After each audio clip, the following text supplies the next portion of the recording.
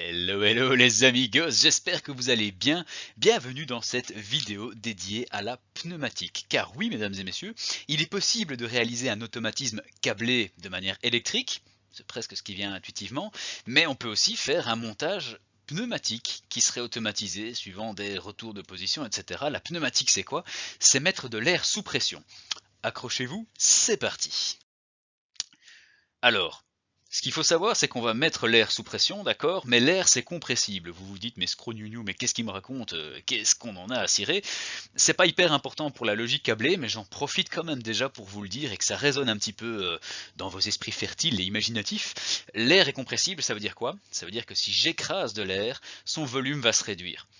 Ça veut dire que si par exemple 1 mètre cube d'air est présent à une pression de 1 bar, si j'augmente la pression à 2 bars, eh bien je vais racrapoter ce volume d'air de moitié. Et ça a une incidence sur tous les appareils qu'on va pouvoir dimensionner mécaniquement dans l'installation.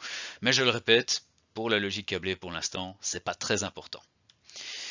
Alors l'idée ici, c'est quoi qui est important du coup chez nous? C'est de la logique câblée, on veut faire des automatismes par câblage et donc ce qui va être important c'est on amène la pression, d'accord, et donc c'est ça qui va nous pousser ou nous faire rentrer, deux états opposés et distincts, et donc on va aiguiller dans un sens ou dans un autre le mouvement qu'on a envie d'avoir.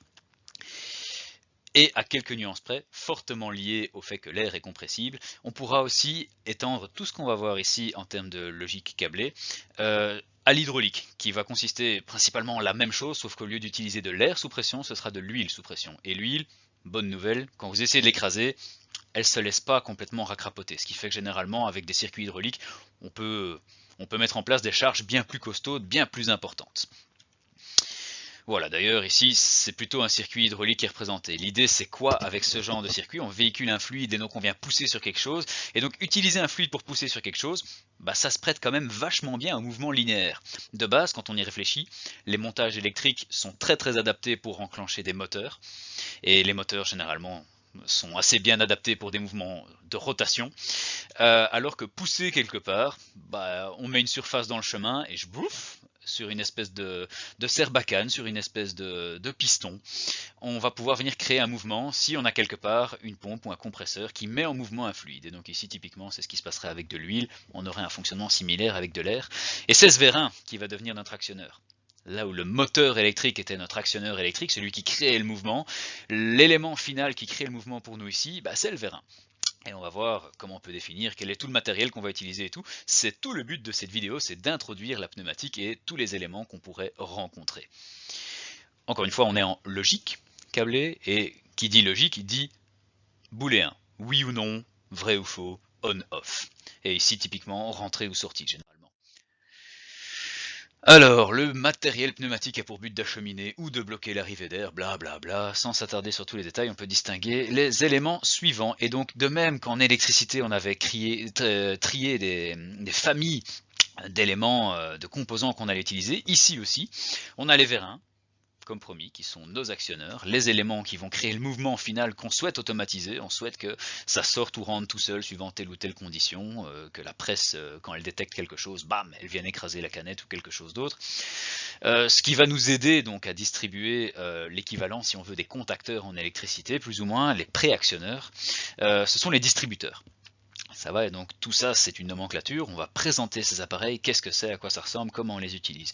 Et encore une fois, pour que vous ne soyez pas complètement désarçonné si vous tombez dessus en laboratoire ou sur une installation réelle, on va présenter quelques organes de réglage que vous pourriez rencontrer sur des circuits pneumatiques. Alors, les vérins, a priori, c'est quelque chose d'assez basique. Un vérin, c'est vraiment une espèce de serbacane, c'est une espèce de tige sur laquelle je viens pousser, un peu comme un piston. Et si je le pousse dans un sens, il sort, si je le pousse dans l'autre, il rentre.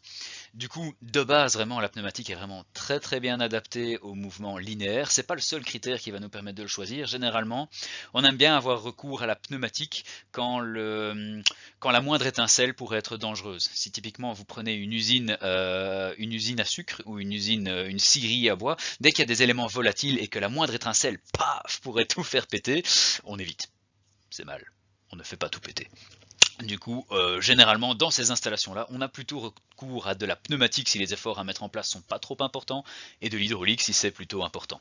Mais après, vous mettez une crémaillère sur la tige qui se déplace ici, et via la crémaillère, bah, ça fait tourner quelque chose. Donc vous pouvez aussi avoir un mouvement de rotation avec un vérin pneumatique, de même que vous pourriez avoir un mouvement linéaire avec un moteur électrique aussi. Mais il faut un petit peu ruser. C'est pas la forme originelle du mouvement, je dirais. Un vérin, de base, ça ressemble à ça. On coupe dedans, on coupe dans la serbacane, qu'est-ce qu'il y a? Il y a une tête avec un joint qui sert à faire l'étanchéité, et l'air peut venir ici pousser sur la périphérie du joint, donc ceci c'est vraiment une coupe de côté. Et donc soit on pousse dans ce sens-ci, soit on pousse dans l'autre.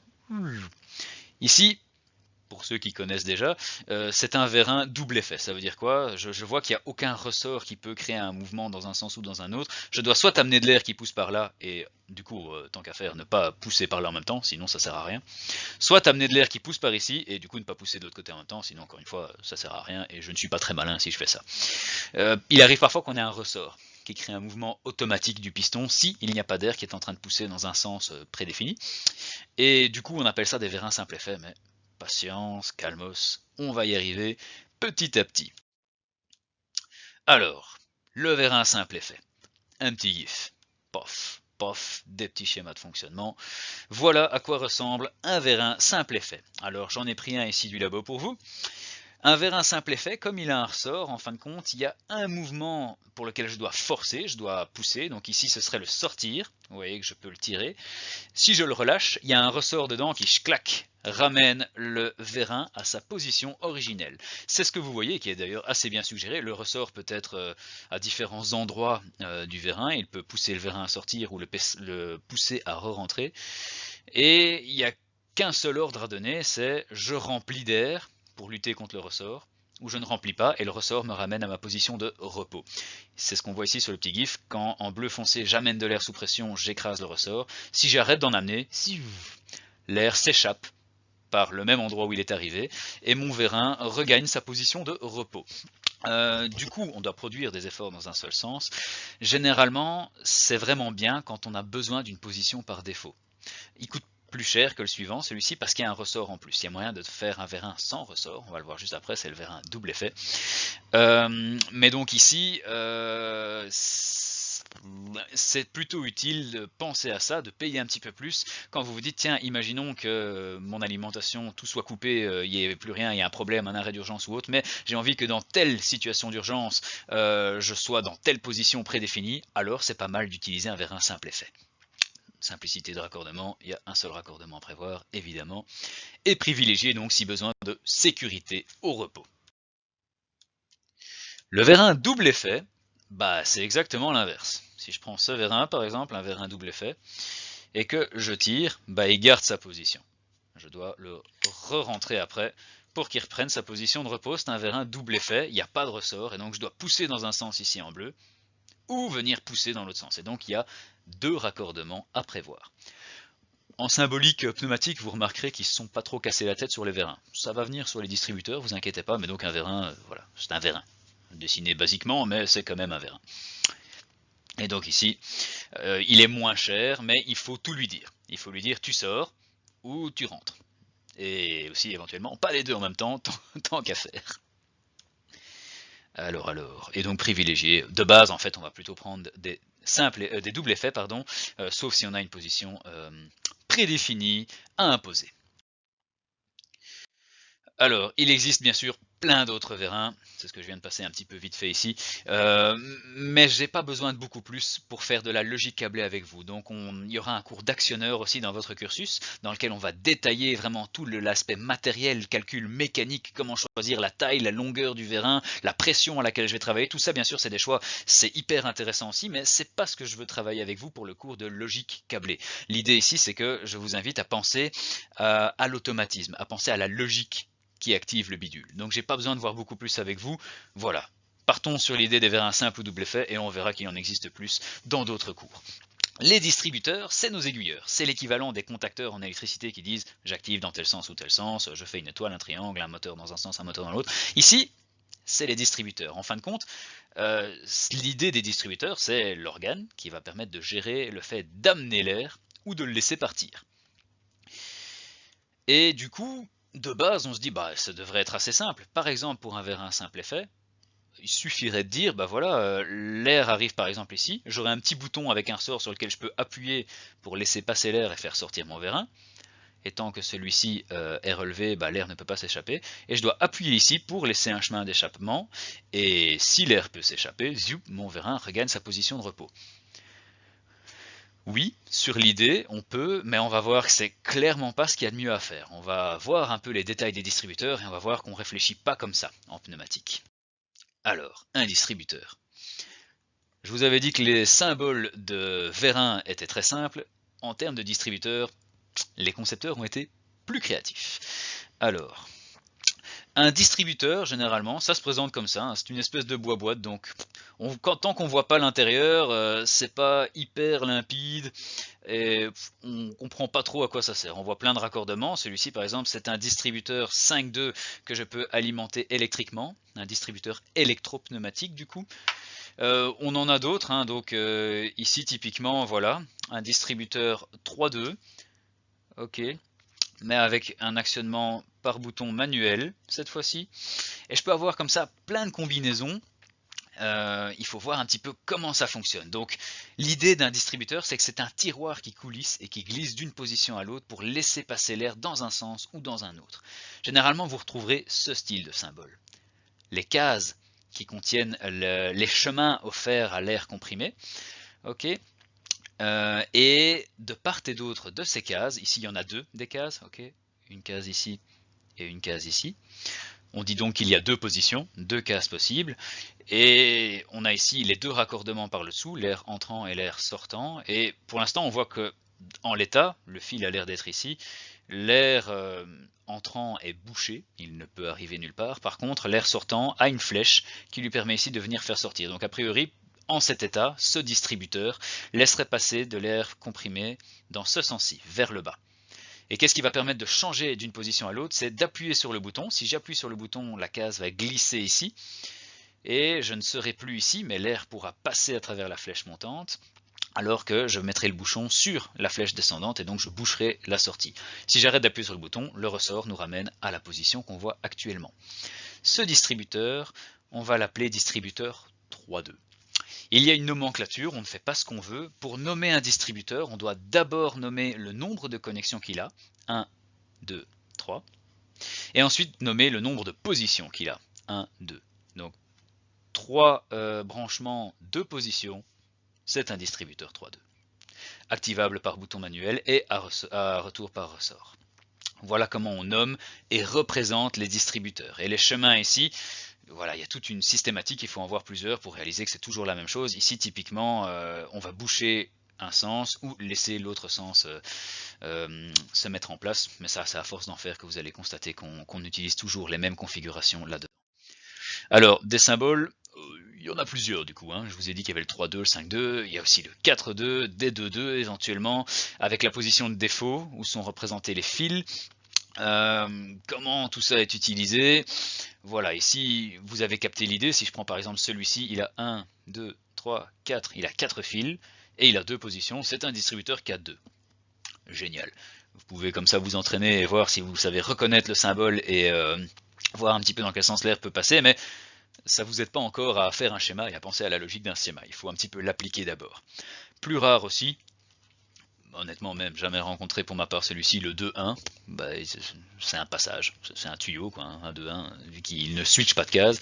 Le 4-3, en fin de compte, tout ce qui a 3 positions, ça c'est la bonne nouvelle du jour, ça se voit beaucoup plus en hydraulique, parce qu'en hydraulique, on a généralement, ça arrive aussi en pneumatique, mais beaucoup plus en hydraulique, on a tendance parfois à vouloir bloquer une position, se dire je veux pas que ça rentre, je veux pas que ça sorte, je veux que ça s'arrête, par exemple en plein milieu de la course du vérin. Eh bien ça se fait très très bien en hydraulique, parce que justement l'huile ne se laisse pas comprimer. Et donc si je bloque à un endroit, je viens sur une position où vous voyez c'est tout des bouchons, poups, ça va s'arrêter et on va garder la position. En pneumatique, on peut essayer de le faire, mais c'est un peu plus tricky parce que si vous bouchez la position, l'air va encore un petit peu se comprimer et vous aurez des mouvements un peu saccadés. Donc on en rencontrera très très peu, voire même pas du tout dans notre cours de logique câblée ici en pneumatique. Alors, comment est-ce que j'actionne ces distributeurs? Comment est-ce que je les fais changer de place? Donc encore une fois ici, je répète, celui-ci, je peux l'activer par un petit bouton. Et un petit bouton, ça va symboliser comme ceci, bouton poussoir. Je peux aussi les activer par des électroaimants, comme celui-ci, des deux côtés en noir. Et un électroaimant, ça va symboliser comme ceci. Mais j'ai plein de possibilités. J'ai aussi des galets. Si je veux par exemple utiliser un distributeur comme fin de course et par exemple remplacer ce bouton par une petite roulette qui va se faire écraser par la fin d'un vérin, bah ça va devenir un fin de course qui, quand le vérin est arrivé au bout et aura frappé le galet, va faire switcher le distributeur et déclencher une condition quelque part. Bref, c'est comme en électricité, il y a plein de symboles. Et il faut les utiliser, et il faut en faire plusieurs pour les connaître et disposer de la légende. Voilà, et si vous avez plusieurs explications, on peut aussi bien sûr avoir plusieurs types d'actionnement sur le distributeur en même temps. Ici par exemple un bouton et une commande électrique, par exemple. Donc ici c'est les deux, c'est l'un ou l'autre qui peuvent l'activer. Quand vous les mettez l'un derrière l'autre, attention qu'il y a une norme précise par rapport à ça. Si vous les mettez l'un derrière l'autre, ça veut dire qu'il vous faut les deux. C'est entre guillemets un et logique sur la condition d'activation du distributeur et c'est un ou logique sur la condition d'activation du distributeur. Tout ça c'est des symboles, c'est dans vos syllabus, c'est pas intéressant d'en parler des heures, sachez que ça existe et que il faut faire plusieurs schémas et aller à chaque fois chercher les symboles qui sont à notre disposition pour se les farcir et être de plus en plus à l'aise avec. Alors en guise d'exemple, petits exercices ici, celui-ci, comment est-ce que je l'appellerais? Eh bien visiblement j'ai déjà 1, 2, 3, j'ai 3 connexions, j'ai deux cases, donc ce serait un distributeur 3-2, il a un ressort, donc il a un retour automatique, et j'ai ici un bouton manuel d'enclenchement.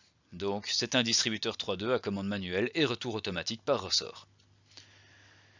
Ici, on imagine la situation inverse. Comment est-ce qu'on représenterait un distributeur 5-2 à commande pneumatique et à retour automatique par ressort? Pouf.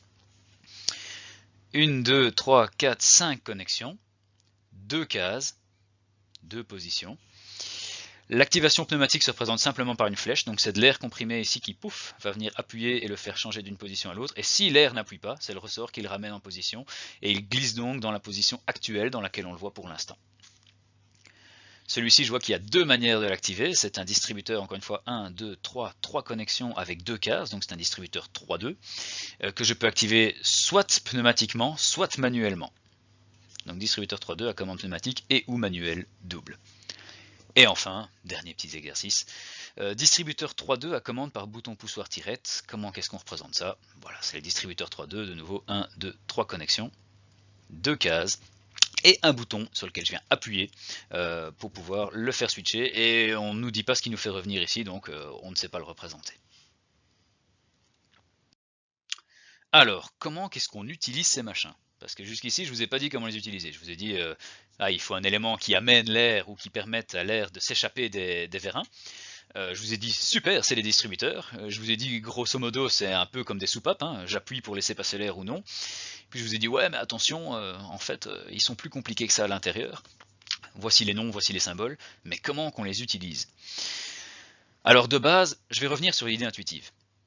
L'idée intuitive, c'est de se dire, pour un vérin, par exemple un vérin simple et fait ici, je pourrais vouloir simplement un bouton sur lequel j'appuie pour pouvoir pousser ici, et tout cet ensemble ici est sous pression jusqu'à ce que j'appuie sur un bouton pour relâcher la pression, si bien sûr j'ai arrêté d'appuyer ici en même temps, et donc ça me permet de rentrer. Le souci c'est que ça vous coûte deux petites soupapes. Si je le représentais en schéma normé pneumatique, ISO 1219, je le représenterais comme ceci. Ça, cet élément-là, ce serait un distributeur 2-2, avec retour par ressort. 2-2 parce que soit il laisse passer, soit il laisse pas passer, donc il y a un bouchon ou un passage de l'air, et donc on fait venir ou on fait sortir.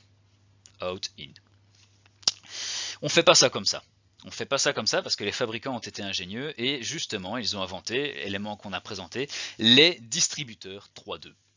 Un distributeur 3-2 c'est vachement bien parce qu'au lieu d'avoir deux distributeurs 2-2 ici avec un seul élément, une seule commande, ici manuel mais quand même, si je n'appuie pas dans ce cas-ci le ressort à laisser la case tout à droite être connectée, ça veut dire que l'arrivée sous haute pression en bleu foncé est bloquée par le bouchon, mais le rejet d'air lui est bien connecté à la chambre ici du vérin simple effet, ce qui veut dire que le ressort pousse et que l'air peut s'échapper.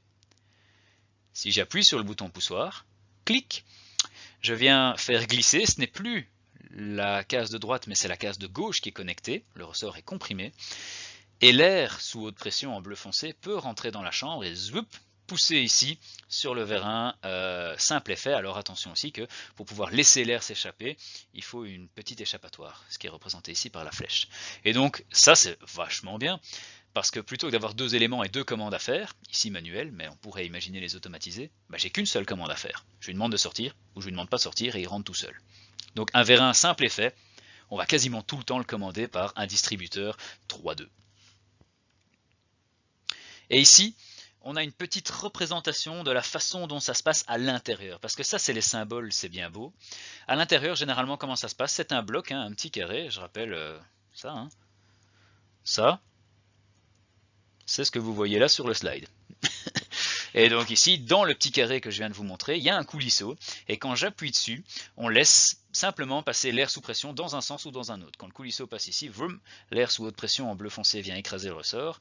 Et par contre, quand il est de l'autre côté, c'est en clair, c'est connecté sur le relâchement de pression. Comme en électricité, on ne nomme pas les bornes comme on le veut. Un distributeur 3.2, il a son arrivée haute pression câblée sur 1, le relâchement sur 3 et l'arrivée ici en 2. Qui est maintenant masqué par le fait qu'il sort, mais tout à l'heure on va le revoir, voilà, 2. C'est comme en électricité, il y a des noms de bornes, on ne choisit pas. You don't choose. Ce sera le même délire avec un vérin double effet, mais encore pire.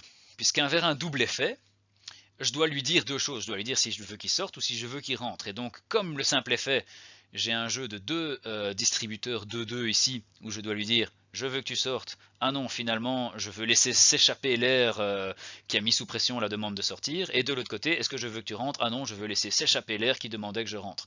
Il faut faire en quelque sorte un reset de la demande que vous avez faite. Un reset in ou un reset out, par exemple. Et donc ici, j'en aurai 4. 4 distributeurs de 2 avec 4 commandes à prévoir. On ne fait pas ça.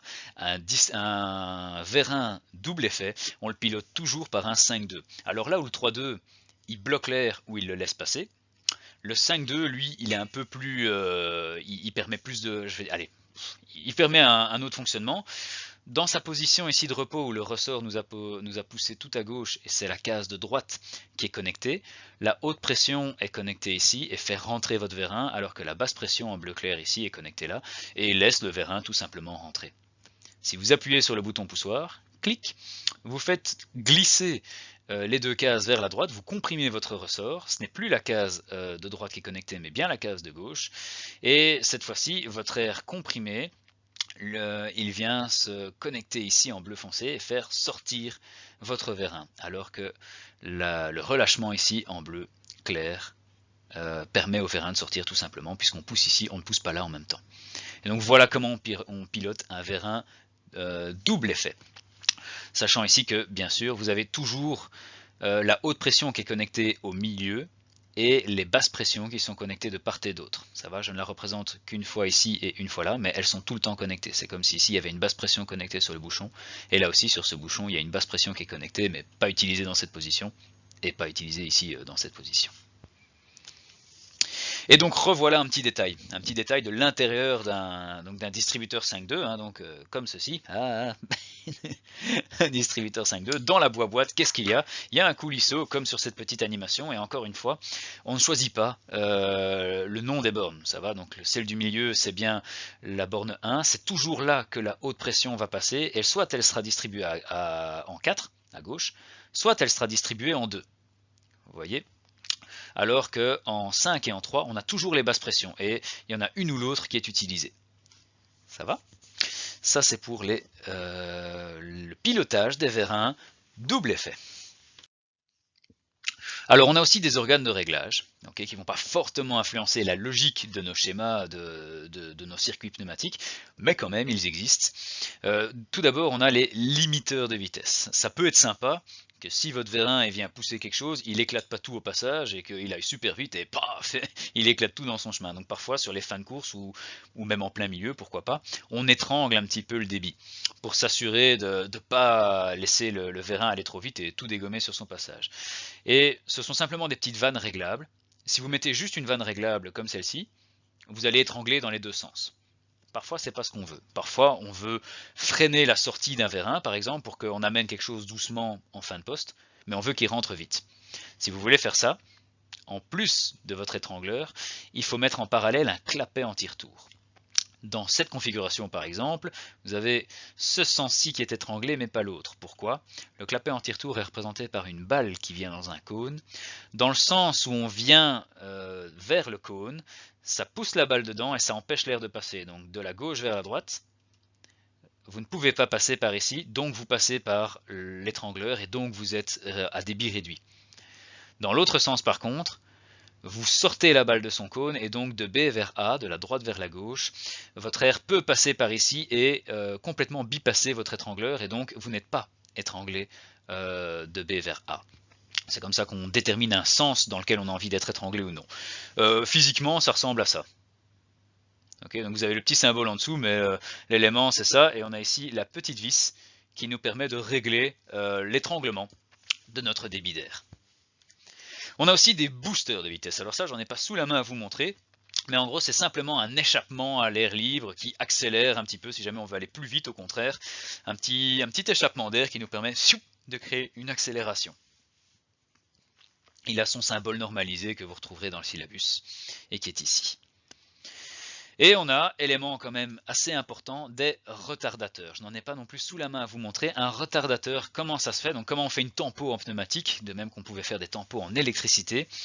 Eh bien pour retarder la mise sous pression, il faut combiner deux choses. Dans un élément ici, si on zoome un petit peu sur le symbole qui est représenté là-dessus, en fait on se rend compte qu'il y a deux éléments. Il y a un étrangleur, éventuellement dans un sens prédéfini ou pas. Ici vous voyez qu'il étranglera les deux sens, et donc il va temporiser les deux sens. Combiné à un petit volume. Comme vous étranglez le débit, il faut le temps que le volume se remplisse d'air sous pression avant qu'il passe à la sortie. Et du coup, en combinant cet étrangleur et le volume, dans lequel vous devez remplir l'air sous pression, vous mettez un certain temps à attendre la pression et donc à passer à la suite. C'est comme ça qu'on fait des tempos en pneumatique. Mais je vous embêterai pas trop avec ça en logique câblée. Et on a aussi des blocs logiques.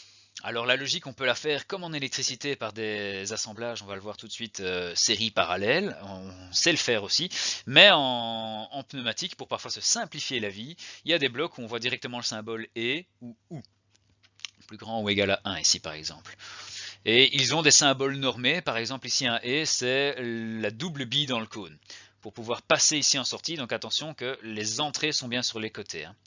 Vous ne pouvez pas rentrer au milieu de ce bloc, c'est bien une entrée à gauche, une entrée à droite, et boum, on a la sortie ici, c'est un et logique. Il faut que les deux poussent pour que les billes soient au milieu, sorties de leur cône, et que l'air sous pression puisse venir. Donc ici, typiquement, pas A et B. Je viendrai plus en détail sur la logique booléenne qu'il y a derrière un petit peu plus tard. Si vous voulez faire un ou logique, il faut mettre une seule bille entre les deux cônes. Comme ça, ça signifie que si la pression vient d'ici, clac, elle chassera la bille dans l'autre cône, mais ce cône sera libre et on pourra venir. Alors que si on vient d'ici, on chasse la bille dans le cône où elle est déjà et on s'est passé dans ce cône qui est libre et donc c'est par exemple ici pas A ou B, le plus. Un ou logique, une bille, un et logique, deux billes. Ok, c'est tout pour le matériel qu'on va utiliser qui va nous intéresser pour faire nos schémas de logique câblée, donc d'automatisme en pneumatique. Et du coup, maintenant, on va essayer de pondre des schémas sympathiques. Vous connaissez un peu la démarche, donc je me permets d'aller un petit peu plus vite à ce stade-ci. Mais avant de pondre quoi que ce soit d'intelligent, ce serait pas mal de voir quelques schémas pour voir un petit peu la logique qui est derrière, comment ça se fait et quelles sont les règles de l'art sur la façon dont on les représente. Donc encore une fois, je vais passer les normes en revue, quelques règles générales, et ensuite on va directement passer à l'analyse suivant la logique booléenne pour pouvoir analyser par exemple ce type de schéma. Alors la norme, je l'ai déjà mentionné vite fait, ce sera la ISO 1219 qui va nous dire ce qu'on peut faire ou ne peut pas faire en pneumatique. Alors qu'est-ce qu'elle nous dit qu'on ne sait déjà pas, hein. Les vérins, vous savez déjà comment les représenter à ce stade-ci, les distributeurs aussi. Alors la pression qui arrive, on va généralement la représenter par une petite flèche. Okay, et pareil pour la pression qui s'échappe, mais une flèche forcément dans l'autre sens. Comme en électricité, tous les éléments qui sont dessinés au repos. Ça veut dire qu'il faut considérer qu'ils doivent encore être activés. Ils ne l'ont pas déjà été. La cam est active, on met une cam si actif au repos, ça veut dire quoi ça? Et ça va prendre beaucoup de sens dans la suite.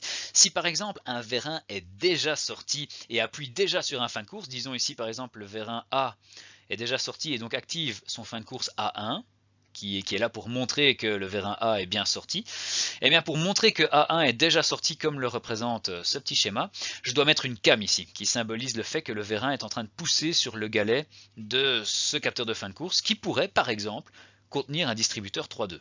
On y reviendra plus en détail au fur et à mesure des schémas qu'on va voir, mais dans cet exemple de schéma, la cam nous montre ceux qui sont déjà actifs, même au repos. Pour le reste, on se référera au symbole qu'on a déjà vu. Alors, ça ici, c'est juste pour ce cours. C'est pas une norme que vous allez devoir appliquer partout où vous allez travailler, c'est pour que nous, on puisse se comprendre et que je sois sûr que vous avez capté la nuance de ce que vous m'annoncez. Donc vous êtes obligé de le faire, mais juste dans le cours.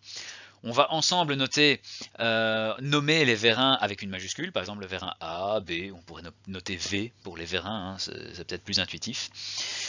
Le fait que le vérin sorte, on va l'appeler par le nom du vérin plus, et le fait qu'il rentre par le nom du vérin moins. Donc A+, c'est A qui sort, A-, c'est A qui rentre. B+, c'est B qui sort, B-, c'est B qui rentre. Les capteurs de fin de course, on va les noter par des minuscules de la même lettre avec 0 pour rentrer et 1 pour sortie. Petit A0, c'est, vous l'aurez compris, vérin grand A rentré, et petit A1, c'est le vérin A sorti. Et ces capteurs de fin de course, on les note ici comme repères, mais vous remarquez qu'ils ont tous des capteurs de fin de course ici avec des galets et des distributeurs associés que je peux du coup utiliser pour dire « Hey, j'ai détecté la fin de course là, donc je peux lancer un ordre et donc je peux automatiser mon cycle. » Enfin, dernier élément, ce qui va permettre à nos distributeurs qui alimentent nos vérins, donc typiquement un distributeur, comme je vous l'ai dit, 5.2 pour piloter un vérin double effet, ou un distributeur 3.2 pour piloter un vérin simple effet, ce qui va déterminer la position de ces distributeurs, on va appeler cela les lignes de pilotage. Et typiquement, nous, comme on va entièrement automatiser par pneumatique, ce sera toujours des pilotages pneumatiques avec des flèches donc. Et ces lignes de pilotage, on va toujours les noter grand A1 pour la ligne qui va faire glisser la case ici vers la droite et donc une fois que lui sera vers la droite, cette flèche sera connectée à ce fil et fera sortir le vérin. Donc ça, c'est la ligne qui va demander au vérin A de sortir, donc c'est grand A1.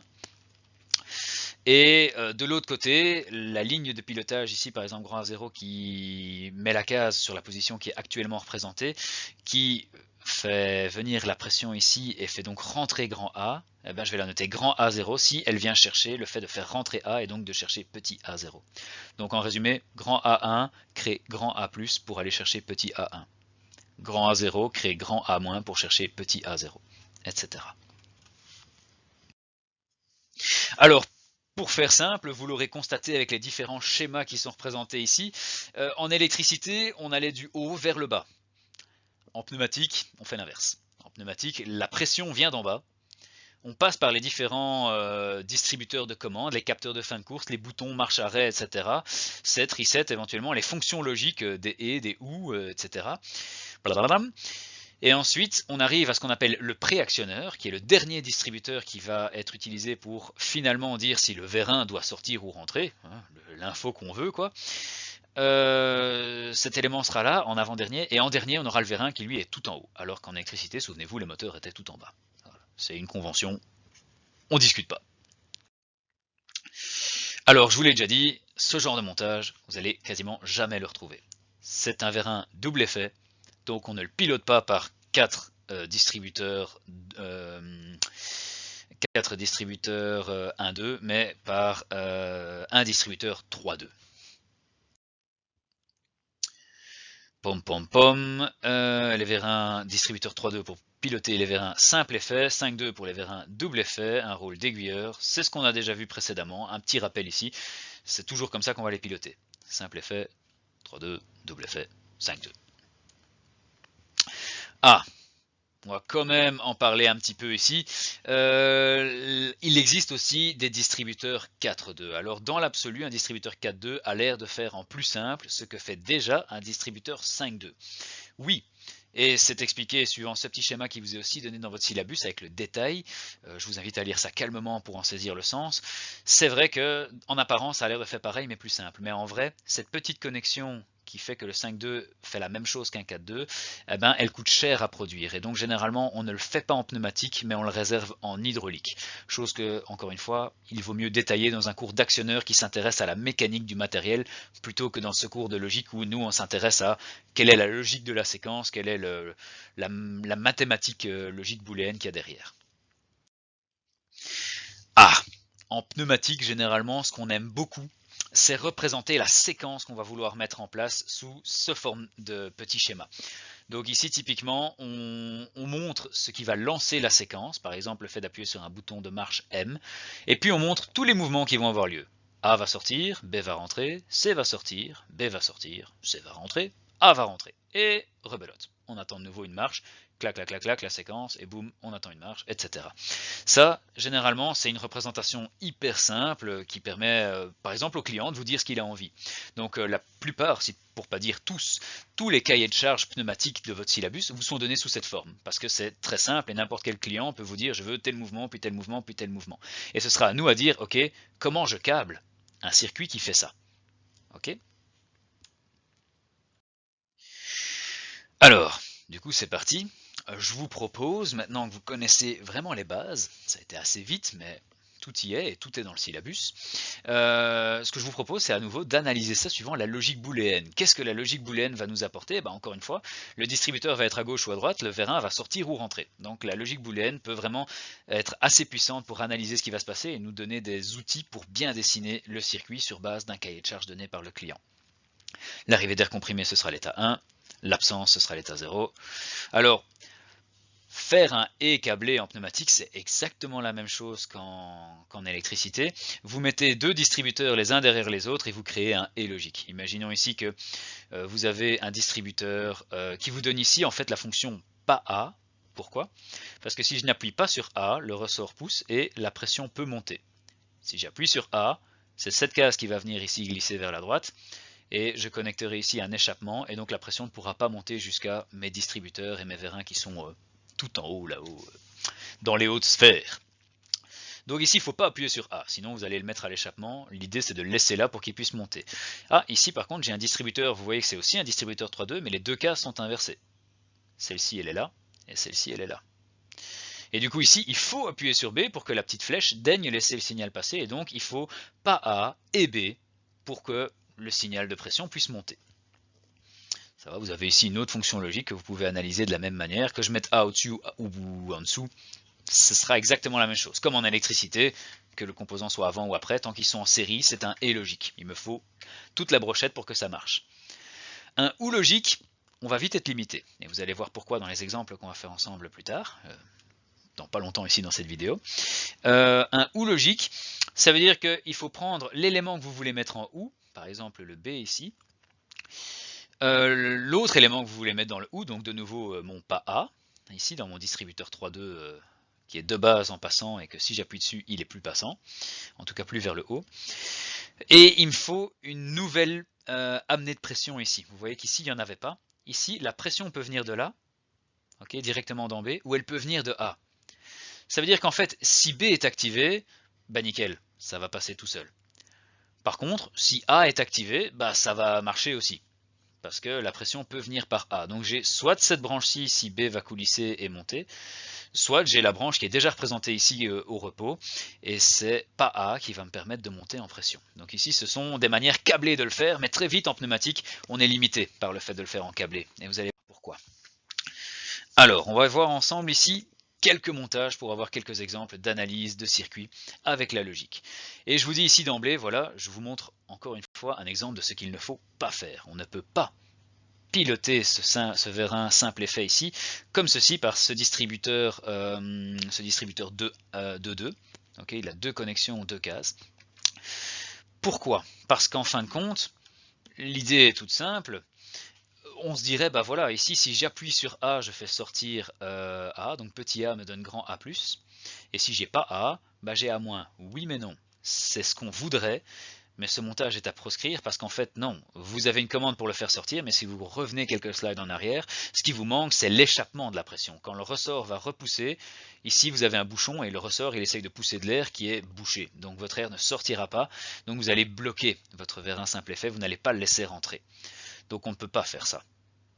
On peut éventuellement faire ceci, et ça c'est le montage qui permet, si on appuie sur R, d'avoir le reset, mais le souci, si vous faites la table de vérité de ceci, c'est que qu'est-ce qui se passe si vous appuyez sur S et R en même temps?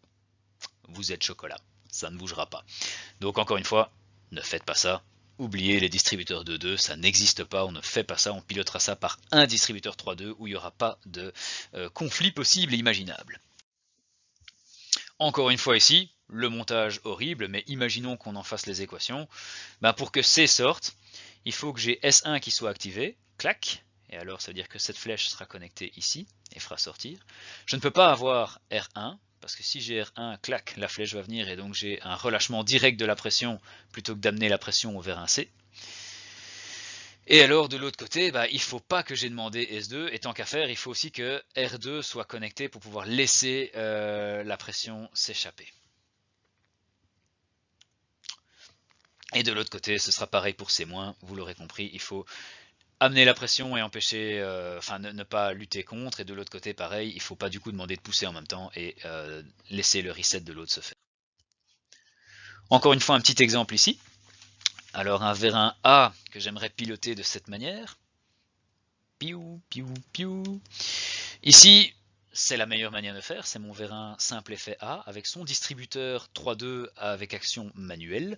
J'appuie, boum, le ressort va sortir, le vérin va sortir, on va lutter contre son ressort, pardon. Et donc voilà, j'appuie sur A, j'ai A+, j'appuie pas sur A, j'ai A-. Ici tout va bien dans le meilleur des mondes. On pourrait éventuellement, comme on l'a fait en électricité, travailler en deux phases. Avoir un circuit de puissance et un circuit de commande. Ici, le gars il appuie directement sur la pression qui alimente le vérin. Donc ceci, le chemin que je suis en train de montrer avec le laser représenterait en quelque sorte le passage de puissance, le signal utile qui crée directement le mouvement mécanique qu'on a envie de créer. Et nous, on est en train d'agir manuellement ou automatiquement dessus, peu importe, mais on est en train d'agir ici avec A directement sur la puissance. On pourrait scinder les deux de nouveau. Avoir ici par exemple un vérin B. Le passage de puissance serait représenté parce que je surligne ici de nouveau avec le laser. Et c'est pas nous qui allons directement agir dessus, nous on agit ici sur un bouton qui va indirectement agir dessus, et donc j'ai ici une puissance et une commande. Typiquement, encore une fois, les équations logiques, qu'est-ce qui fait sortir B+, qu'est-ce qui crée B+, c'est le fait que je n'ai pas demandé B0, puisqu'encore une fois, ici de base la pression peut passer. Si j'appuie sur B0, c'est comme l'exemple de tout à l'heure, clac, cette flèche va venir ici, et on va mettre ces branchements à l'échappement. Et donc on va laisser le vérin rentrer. Donc si je veux qu'il sorte, il ne faut pas appuyer sur B0, il ne faut pas B0. Et B0, comment est-ce que je l'ai? Bah, si j'appuie sur B, petit b. Alors si j'appuie sur petit b, donc qu'est-ce qui va se passer? J'ai le retour du vérin grand B. Et si je n'appuie pas sur petit b, j'ai alors la sortie du vérin grand B. Et ici, un autre exemple, un petit peu plus complet. On a ici le distributeur du circuit de puissance, donc le préactionneur de mon vérin grand C. Je peux venir l'actionner ici avec grand C1. Grand C1, pourquoi? Parce que si j'appuie dessus, clac, je vais avoir la position qui est actuellement représentée et faire sortir le vérin. Alors que si j'appuie de l'autre côté, la case qui n'est actuellement pas branchée sera branchée. La flèche ici va être connectée là, et donc je vais faire rentrer le vérin et chercher petit C0. Donc c'est la ligne de pilotage grand C0. Du coup ici, qu'est-ce qu'on a comme équation? L'équation de puissance, comme en électricité, elle est généralement très simple. Qu'est-ce qui va créer C+, le fait que j'ai grand C1 et pas grand C0? Et qu'est-ce qui va créer C-, le fait que j'ai pas grand C1 et que j'ai grand C0? Et ça va toujours être comme ça. Okay, vous allez toujours avoir votre préactionneur, et ce qu'il fait sortir, c'est que je lui demande de sortir et pas de rentrer. Et ce qu'il fait rentrer, c'est que je lui demande de rentrer et pas de sortir, tout simplement. Par contre, ce qui va être un peu plus utile, c'est justement qu'est-ce qui donne grand C1 et grand C0. Et donc ici, j'ai un et logique, encore une fois. Un et logique ici, il faut appuyer sur petit C0, petit C0 qui est en fait le capteur de fin de course. Donc je peux utiliser la fin de course rentrée ou sortie du vérin pour lui dire ce qu'il doit faire. Donc à partir du moment où j'utilise les fins de course de ce vérin ou d'autres, je vais créer des mouvements automatisés puisque c'est juste l'information de est-ce que le vérin est rentré ou sorti qui va suffire à venir actionner des distributeurs ici et dire si un vérin doit rentrer ou sortir sur base de ses propres fins de course ou de fins de course d'autres vérins. Et donc ici, on doit appuyer sur S et sur C0, clac, clac, pour que le signal daigne passer ici. Donc il faut que le vérin C soit rentré, C0, et que j'ai appuyé sur S pour qu'il sorte. C'est ça que ça veut dire. A l'inverse, il faut que j'appuie sur R et qu'il soit en C1, ce qui est la situation de base. On le voit ici avec la cam, on voit la situation de repos, c'est qu'il est déjà sorti de base. Et pour le faire rentrer, je dois appuyer sur R pour reset par exemple, et boum, s'il est déjà sorti et que j'appuie sur R, je vais demander de rentrer. Donc c'est un cycle automatisé super simple. S'il est rentré et que je demande S, il sort. S'il est sorti et que je demande R, il rentre. Et donc voilà pour cet exemple.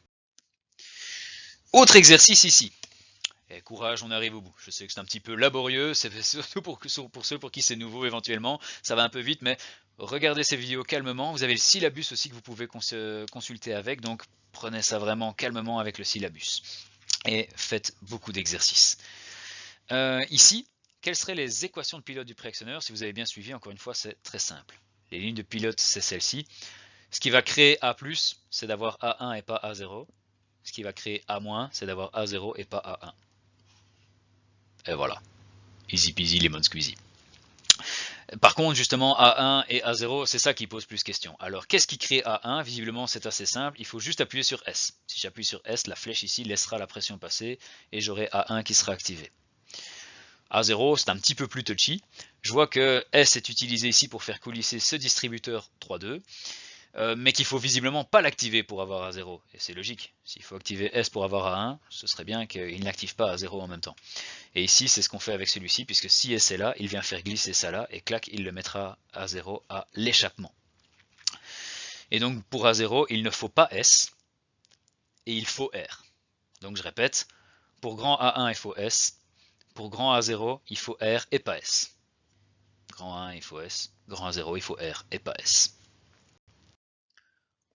Autre et dernier exemple un petit peu plus corsé, après ça, promis, je vous laisse tranquille pour cette introduction à la pneumatique et au schéma, où on analyse des schémas qui sont déjà faits. Donc, je répète, vous voyez ici vraiment la structure de ce à quoi vous allez arriver à la fin. La pression arrive par en bas. On a tous les distributeurs de mise en marche manuelle, de conditions, de capteurs de fin de course, tous les petits A1, B1, C0, etc. Les fonctions logiques qui arrivent vers des préactionneurs de puissance sur lesquels on câble directement les vérins qu'on veut piloter. Qu'est-ce qu'on a ici? Encore une fois, on a donc 3 vérins, 2 vérins qui sont sortis à la base, ok, grand A et grand C. Donc ça veut dire que si je regarde leur capteur de fin de course, je devrais voir que A1 est sur une cam et C1 aussi est sur une canne. A1 est sur une cam, nickel, et C1 aussi est sur une cam. B, il est en B0 à la base. Donc si je viens regarder les capteurs de fin de course, c'est B0 qui est une cam, c'est B0 qui est activé à la base, c'est bon, tout est cohérent avec le dessin de ces distributeurs et leur position de repos ici. Qu'est-ce qu'on nous donne ici? Alors les actions des pilotes des préactionneurs, encore une fois, c'est très simple. Il y en a beaucoup, mais à chaque fois, un mouvement, c'est le fait de le demander et de ne pas demander l'autre. A+, c'est grand A1 et pas grand A0, etc. Et c'est pareil pour tous. Vous remarquez ici, lisez-les bien calmement, il n'y a rien de bien sorcier là-dedans. Qu'est-ce qu'on va avoir par contre après? Ici, je vais directement vous afficher les équations, ce sera peut-être plus lisible. Alors, grand A1, il est demandé par B0 et C0. Alors, grand A1, il est ici. Effectivement, je vois que c'est la sortie d'un et logique. Et ce et logique, il vient avec un B0 et de l'autre côté un C0. Voilà. Alors, pourquoi est-ce qu'ici, je vous disais tout à l'heure, tiens, les blocs logiques, ils sont surtout utiles quand c'est un peu compliqué de faire nos et logiques en câblé.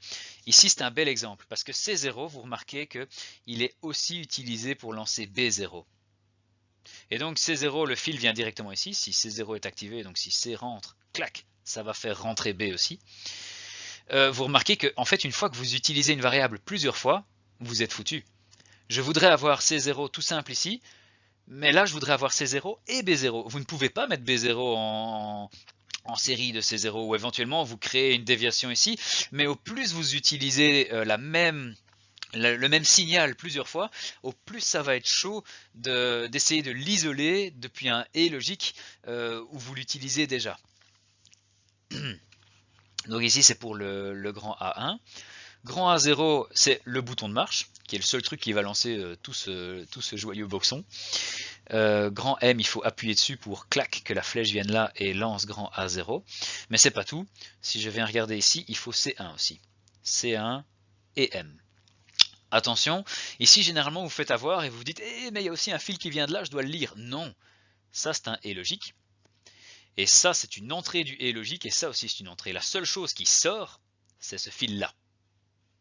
Donc ici, il n'y a aucune sortie à venir connecter. Le C1 va être utilisé dans un et logique, mais il n'y a rien qui vient de ce bloc-là par ici. Donc on a bien M et C1 pour activer grand A0. Par ailleurs, ici vous remarquez qu'on est vraiment coincé. Autant pour C0, il y avait encore moyen de dire « Ouais, mais moi je suis un fou, je sais le faire. Je fais C0 et B0 en série et je prends un fil de C0 pour venir là. » Soit, pour ceux qui visualisent ce dont je parle, c'est très bien. Mais là, vous ne saurez pas le faire parce que vous voulez C1 et M ici, mais vous voulez aussi C1 et A0 pour activer grand B1. Et là, vous ne savez pas faire deux branchements série avec le même C1 qui est utilisé dans les deux branches. Et donc ici, encore une fois, si je lis ce qui active grand B1, c'est C1 et A0, s'il est activé, clac, il va venir ici. Et ça va lancer grand B1. Pour grand B0, qu'est-ce qu'il nous faut? Juste C0, on l'a déjà dit. Grand C1, oh, très simple, il faut juste A1, qui est déjà actif dès le départ, mais c'est ce qu'il nous faut. Si la situation de départ se retire, clac, il va revenir au repos et C1, on ne le demandera plus. Et enfin, le tout dernier, C0 est activé par petit b1. Voilà, donc qu'est-ce qu'on a fait? Reparcourons un petit peu ce qu'on a vu sur cette longue introduction quand même au circuit pneumatique. On a vu le matériel qu'on pouvait utiliser, la symbolique, les distributeurs, comment ils sont utilisés avec les vérins. Donc pour ceux pour qui c'est nouveau, il y a quand même pas mal à digérer là-dessus. Et on a déjà mis notre petite patte de logique booléenne là-dessus pour pouvoir dire tiens elle met et mais ou logique, comment est-ce que je vais les utiliser, comment est-ce que je vais utiliser les négations aussi. Donc c'est comme en électricité avec des et, des ou et des notes, on sait tout faire en termes de schéma, en tout cas tout ce qui nous intéresse. C'est tout pour cette vidéo. Digérez bien ça parce que à partir de la suite, on va voir comment analyser en détail les schémas et comment on peut répondre à un cahier de charge d'un client, comment on peut créer un schéma pneumatique. Allez, courage et à la prochaine.